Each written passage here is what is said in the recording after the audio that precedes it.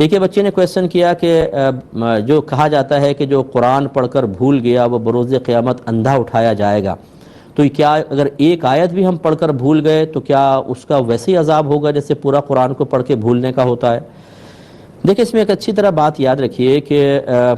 اس کے دو مفہوم بیان کیے گئے ہیں۔ ایک مفہوم تو یہ ہے کہ قرآن پڑھ کر بھول جانے کا مطلب یہ ہے کہ اس کے شرعی احکام کو سیکھا لیکن اس پر عمل نہ کیا، تو ایسا شخص اندھا اٹھایا جائے گا۔ اور ایک عمومی معنی لیا جاتا ہے کہ اس کے ساتھ ساتھ اگر کسی نے حفظ کیا تھا وہ بھول گیا تب بھی بروز قیامت اندھا اٹھایا جائے گا۔ تو ہم احتیاطاً دونوں مفہوم بیان کرتے ہیں، لیکن اللہ تبارک و تعالیٰ کی رحمت بہت بڑی ہے، وہ رحیم ہے، کریم ہے، وہ ہماری سوچ، ہماری فکر، ہمارے جسم کی جو صلاحیتیں ہیں ان کے نقائص کو اچھی طریقے سے جانتا ہے۔ حافظے آج کل بہت کمزور ہو گئے ہیں، بڑی پرابلم ہو گئی ہے، تو یہ ہوتا ہے بعض اوقات کہ انسان کبھی کوئی چیز یاد کرتا ہے بھول جاتا ہے، اس کی توجہ اس طرف نہیں رہتی، تو امید ہے کہ اللہ تعالیٰ درگزر فرمائے گا۔ یہ اسی وقت ہوگا کہ جب آپ کو وقت کے اندر گنجائش بھی ہے، آپ کا ذہن بھی صحیح کام کر رہا ہے اور آپ کی اس مسئلے کی طرف توجہ بھی مکمل طور پر ہے کہ مجھے یاد رکھنا چاہیے، پھر سوچیں چھوڑو کون یاد کرے، ہو سکتا ہے اس پر پھر یہ آخرت کا وبال ہو۔ تو لہٰذا معلوم یہ ہوا کہ ایک آیت